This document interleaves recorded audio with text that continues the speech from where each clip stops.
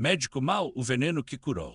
Abril de 2021. Belém do Pará. Rua Augusta, 3 da tarde, sol fraco como um suspiro de velha, aquele que não esquenta a pele, mas deixa o ar pesado. O cheiro de tucupi misturado com gasolina dos ônibus da Transbelém grudava na garganta. Eu, Caio Marinho, fotógrafo de rua, carregava minha Canon T6 e no ombro, a alça já desgastada pelo suor de anos capturando o que os outros não viam. Ou não queriam ver. Era terça-feira de carnaval, sim, em abril, porque a pandemia tinha bagunçado tudo e a prefeitura remarcou as festas para salvar a economia, como se o vírus fosse respeitar data marcada. As escolas de samba desfilavam sem público, só para as câmeras, e eu, que vivia de registrar a alma dessa cidade, estava ali no meio do vazio festivo, tentando achar um ângulo que valesse a pena. Foi quando ele apareceu. Um homem alto, magro demais para a batina preta que vestia, andava pela calçada como se pisasse em ovos. Não era padre, isso eu sabia só de olhar. Padres aqui em Belém têm um jeito, mesmo os novos. Eles cumprimentam o povo, param para tomar um açaí na feira do açaí, brincam com as crianças na Praça da República. Esse aí olhava para os lados como se estivesse sendo caçado. E pior, carregava uma maleta médica surrada, daquelas que os médicos de família usavam nos anos 70. Eita, que bicho esquisito, pensei, levantando a câmera. Clique. O estalo da foto ecoou como um tiro na rua vazia. O homem virou a cabeça tão rápido que quase torceu o pescoço. Seus olhos, puta merda, eram de um verde tão claro que pareciam falsos, como os de um gato ou de um louco. Você não deveria ter feito isso, disse ele, a voz arrastada, como se cada palavra doesse. Faz parte do trabalho, padre, ou não é padre? Ele não respondeu. Em vez disso, abriu a maleta com mãos trêmulas. Dentro, frascos de vidro com líquidos coloridos, seringa, algodão e um rosário preto, daquele jeito que só os padres mais velhos usam. Isso não é missa, não, meu irmão, falei, recuando um passo. O que é isso aí? Salvação, ele sussurrou, ou condenação, depende de quem segurar. Antes que eu pudesse reagir, um grito cortou o ar. Pai! Uma menina, uns 10 anos, saía correndo da Rua dos Mundurucus, esbarrando em um vendedor de tacacá. O homem da batina virou-se como se tivesse levado um tapa. Maria, ele gritou e algo na voz dele rachou medo, arrependimento. A garota parou a 2 metros de nós, ofegante, os cabelos negros colados no rosto suado. Ela apontou para o homem. Você prometeu que não ia fazer de novo. Cala a boca, ele berrou e naquele segundo eu entendi tudo. O homem não era padre, era pai, e o ativer estava naquela maleta, não era bênção. A menina corria de novo quando ele a agarrou pelo braço. Eu não pensei. Joguei a câmera no chão e parti para cima deles. Solta ela, seu filho da puta. O socão que levei no estômago me dobrou ao meio. O homem era forte pra caralho. Enquanto eu tentava respirar, ele arrastou a garota para dentro de um prédio abandonado na esquina com a travessa 14 de março. Conhecia o lugar, antigo consultório médico, fechado há anos, cheio de pichações e ratos. Maria, gritei engasgado e corri atrás. Dentro, o cheiro de mofo e urina bateu como um soco. O homem tinha a menina encurralada no canto, a seringa na mão. Você vai ver, minha filha, isso aqui vai te purificar como fez com ele. Ele quem? Perguntei, ofegante, tentando ganhar tempo. O homem me olhou como se eu fosse um inseto. Meu marido, o novo padre, o homem que roubou tudo de mim. E aí a merda desandou de vez. O veneno. O nome dele era Doutor Lázaro Viana, ou pelo menos era o que estava na placa enferrujada pendurada na parede. Médico, pesquisador, especialista em toxinas. Até que, segundo ele, Deus lhe deu uma missão, criar um veneno capaz de limpar as almas impuras. Ele envenenou o padre da paróquia de Nossa Senhora de Nazaré, Maria soluçou, enquanto eu tentava arrombar a porta. O veneno. A porta da sala dos fundos da clínica abandonada, na Rua Augusta, cedeu com um estalo seco. O cheiro de mofo e formol me atingiu como um soco no estômago. Dentro, a luz fraca de uma lâmpada pendurada revelou um cenário de pesadelo. Frascos de vidro com líquidos esverdeados, seringas usadas jogadas no chão, e no centro, uma mesa cirúrgica com restrições de couro manchadas de algo que não queria identificar.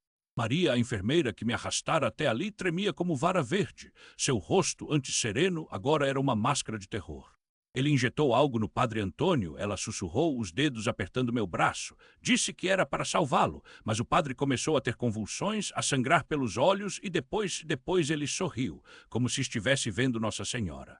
Meu coração batia tão forte que eu sentia o sangue latejando nas têmporas. Eu era só um fotógrafo, um cara que vivia de capturar o carnaval de Belém, os sorrisos bêbados na Avenida Presidente Vargas, os olhares perdidos dos turistas na Feira do Açaí. Não era herói, não era detetive. Mas quando Maria apareceu na minha porta, Desgrenhada, falando de um médico louco e um padre envenenado, algo dentro de mim não deixou que eu virasse as costas.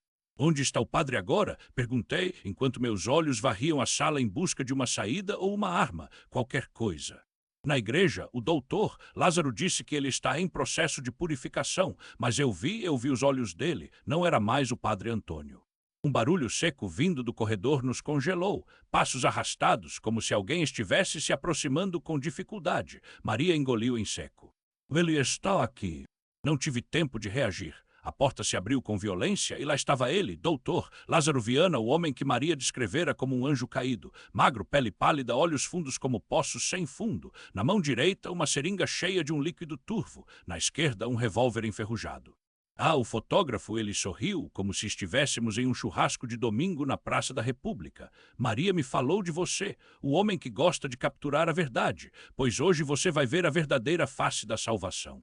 Você é doente, Rosnei, posicionando-me na frente de Maria. O que você fez com o padre?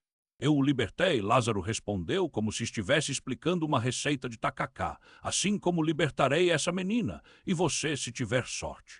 Ele deu um passo à frente e foi então que notei. Suas veias nos braços estavam pretas, como se algo estivesse correndo por baixo da pele, como o padre Antônio, pensei. Você se envenenou também? Maria murmurou, horrorizada. Lázaro riu, um som úmido e doente.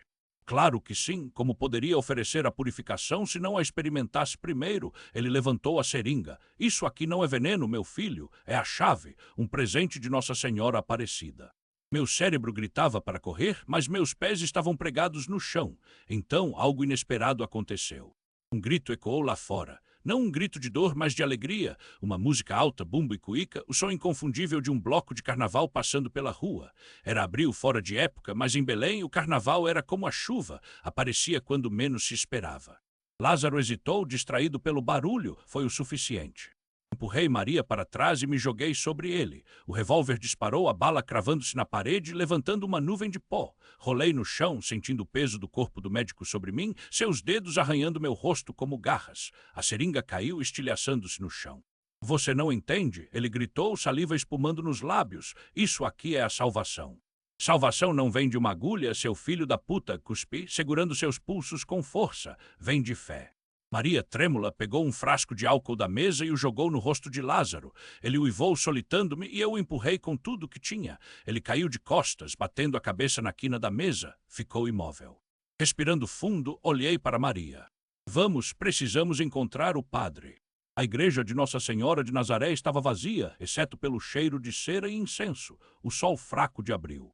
Filtrando-se pelas vidraças coloridas, pintando o chão de azul e vermelho. Maria seguiu à minha frente, os passos arrastados, as mãos ainda tremendo. O cheiro de álcool e sangue grudava em nós, misturado ao suor do medo. Eu não sabia se Lázaro estava morto ou apenas inconsciente, mas não havia tempo para verificar. O padre era nossa única esperança. Padre Antônio, gritei, minha voz ecoando entre os bancos de madeira. Padre, por amor de Deus. Nada, só o silêncio, cortado pelo som distante dos tambores do carnaval de Belém, que ainda resistia nas ruas, mesmo depois da quaresma. A cidade inteira parecia bêbada de alegria, enquanto nós, ali, carregávamos um peso que não era de confete. Maria se ajoelhou diante do altar, os dedos entrelaçados, os lábios movendo-se em uma prece silenciosa. Eu não era homem de muita fé, mas naquele momento, com o cheiro de morte no ar e a imagem de Nossa Senhora Aparecida nos olhando com olhos serenos, senti algo estalar dentro de mim. Ele não está aqui, murmurei, passando a mão pelo rosto, e se já for tarde. Foi então que ouvimos o som de passos. Não vinham da nave central, mas da sacristia. Uma sombra se moveu atrás da cortina de veludo e uma voz rouca, mas firme, perguntou. Quem está ali? Não era o padre Antônio. Um homem alto, de batina surrada e rosto marcado por cicatrizes, surgiu à luz. Seus olhos eram claros, quase prateados, e havia algo nele que me fez recuar um passo. Não era um padre, não daquele jeito. Vocês não deveriam estar aqui, disse ele, cruzando os braços. A igreja está fechada. Padre, nós precisamos de ajuda. Maria se levantou, a voz quebrada. O padre Antônio, ele foi envenenado. Um médico louco, ele injetou algo nele. O homem estreitou os olhos, não era surpresa, era reconhecimento. Lázaro, ele sussurrou como se o nome queimasse sua língua. Esse demônio ainda está solto. O senhor conhece ele? Perguntei desconfiado. Ele não respondeu. Em vez disso, virou-se e caminhou até um armário de madeira escura, tirando uma chave do bolso. Abriu-o e retirou um frasco pequeno, cheio de um líquido dourado e espesso. Isso aqui, disse, segurando contra a luz, é o antídoto. Como o senhor sabe, Maria avançou, os olhos arregalados. Porque eu já fui como ele, o homem suspirou, passando a mão pela barba por fazer. Há 20 anos eu também achava que a ciência poderia substituir Deus, até que um de meus experimentos matou 3 pessoas. Foi quando encontrei ela. Ele apontou para a imagem de Nossa Senhora Aparecida. Ela me mostrou que a cura não está no que criamos, mas no que já existe. E o padre Antônio, minha voz falhou, ele ainda tem chance.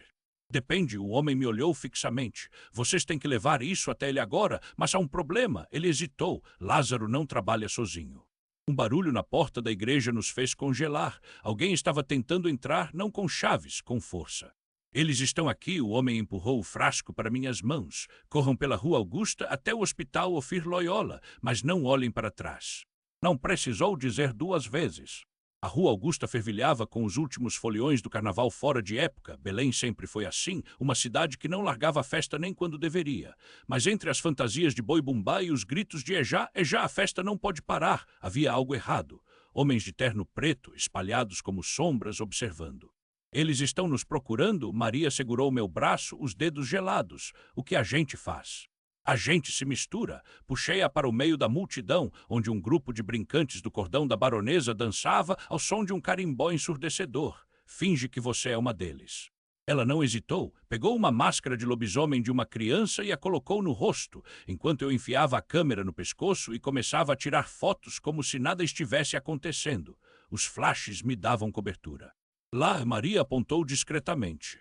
2 homens avançavam em nossa direção, cortando a multidão como facas. Um deles tinha uma seringa na mão. Merda! Empurrei Maria para um beco escuro, onde o beiro da Rua Augusta fedia a urina e fritura velha, mas era nosso único refúgio. As paredes descascadas do prédio abandonado pareciam respirar, e o eco dos tambores do cordão da baronesa se misturava ao nosso ofegar. Maria arrancou a máscara do lobisomem, os olhos arregalados como os de um animal encurralado. Eles sabem que a gente está aqui, sussurrou, apertando contra o peito o frasco de veneno que roubáramos do médico, se é que aquele monstro merecia o título. O líquido dentro brilhava, esverdeado como se fosse vivo.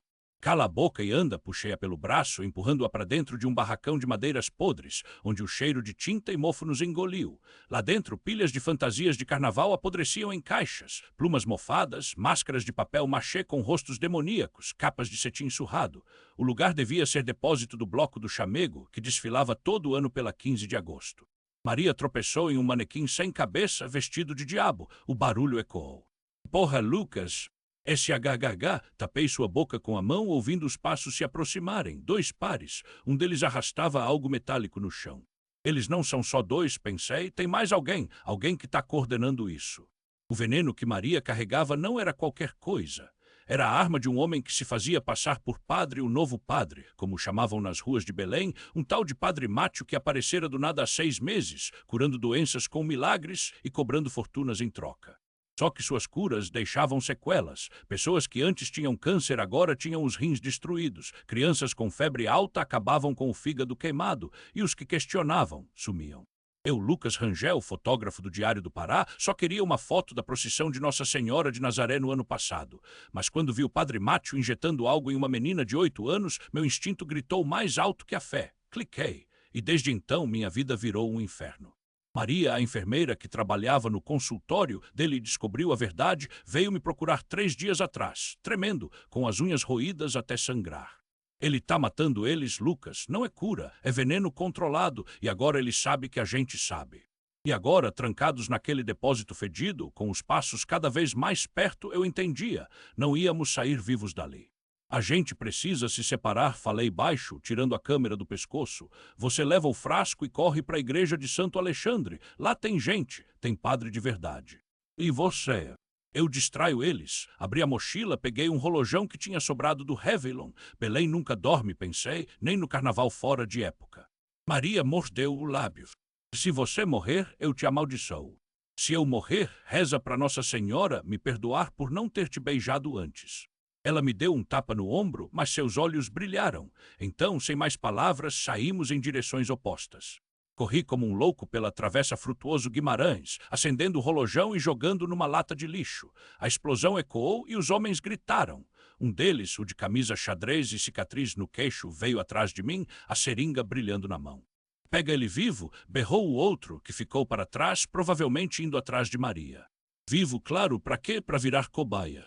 Pulei um muro baixo e caí no quintal de uma casa onde uma velha lavava roupa num tanque de cimento. Ajuda um filho de Nossa Senhora, dona! Gritei, passando por ela como um furacão. Sai daqui, demônio! Ela jogou um pedaço de sabão em mim, mas eu já estava na Rua dos Mundurucus, onde o cheiro de açaí e peixe frito me lembrou que ainda estava vivo. O homem de xadrez me alcançou na esquina com a Travessa 14 de Março, me jogou no chão e a câmera se espatifou no asfalto. Senti o vidro cortar minha testa. O padre quer te ver, sussurrou, segurando meu pescoço com uma mão enquanto com a outra erguia a seringa. Vai ser uma honra ser o primeiro a testar a nova fórmula. O veneno e a luz. O líquido na seringa brilhava como mercúrio sob o sol fraco de abril. Eu me debateu, mas a mão do homem era uma garra. A agulha perfurou minha pele como uma faca quente. Uma dor aguda subiu pelo braço, seguida de um calor estranho, como se meu sangue estivesse fervendo. Isso aqui é arte, meu amigo, ele riu, solando os dentes amarelos. O padre diz que é a cura para a fraqueza humana, ou a morte mais lenta que você já viu. Meu corpo começou a tremer. As cores da rua, o amarelo sujo das casas, o vermelho das barracas de Tucumã ganharam um brilho doentio. Ouvi vozes distantes, como se estivessem debaixo d'água. Vai passar, mas não era o carnaval, não eram os tambores da escola de samba rancho, não posso me amofinar ecoando pela Avenida Presidente Vargas. Era meu coração batendo descompassado. Com um último esforço, chutei o joelho dele. O homem uivou, soltei-me e corri. Não sabia para onde, mas meus pés me levaram instintivamente para a igreja de Nossa Senhora de Nazaré, ali na Praça Justo Chermonte. Se eu fosse morrer, que fosse aos pés dela.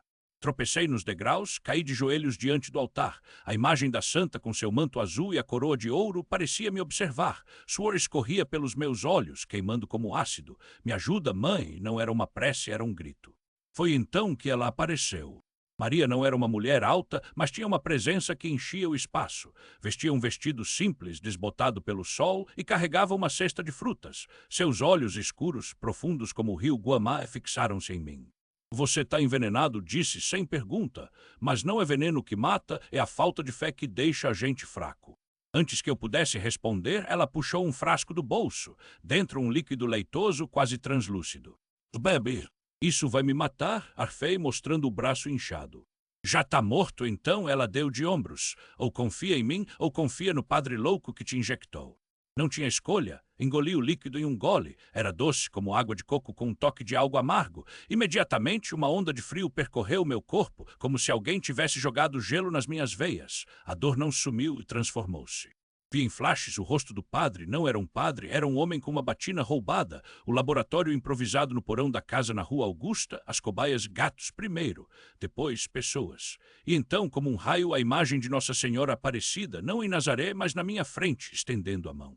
Quando abri os olhos, Maria estava ajoelhada ao meu lado, rezando. Meu braço ainda latejava, mas a pele onde a agulha havia entrado estava limpa, sem inchaço, sem vermelhidão. O que foi isso? Perguntei rouco. Água benta, mas não qualquer uma. Ela sorriu, tirando um terço do bolso. Essa aqui foi abençoada pela mão da própria Aparecida. Meu avô trouxe de São Paulo há 50 anos. Diz que ela cura o que a medicina não entende. E o veneno? Tá dentro de você, mas agora é remédio. Levantei-me, cambaleando. Do lado de fora ouvi sirene, a polícia, os homens do falso padre. Maria me segurou pelo braço. Eles vão voltar? Você tem que mostrar o que viu. Como? Perguntei, desesperado. Sou só um fotógrafo. Ela apontou para a câmera quebrada no chão. Suas fotos, elas estão todas aí, até as que você não tirou. Olhei para o visor rachado, e lá, entre os arquivos corrompidos, havia imagens que eu juro não ter registrado. O laboratório, os frascos, os rostos dos homens. E no último quadro, uma luz, uma silhueta feminina de mãos postas, como se tivesse posado para mim. Agora você tem prova, Maria disse, e tem uma história para contar. Mas lembra, a fé não é para quem não duvida, é para quem duvida e mesmo assim acredita. Saímos pela porta dos fundos, enquanto as sirenes se aproximavam. Na rua, o cheiro de açaí e peixe frito voltava, mais forte agora, como se a vida tivesse ganhado mais cor. Maria me deu um abraço apertado. Vem no meu barracão no Ver o Peso amanhã. Vou te ensinar a fazer um pato no tucupi que vai te fazer esquecer esse veneno. Ri apesar de tudo, porque foi ali que senti a mão invisível da providência.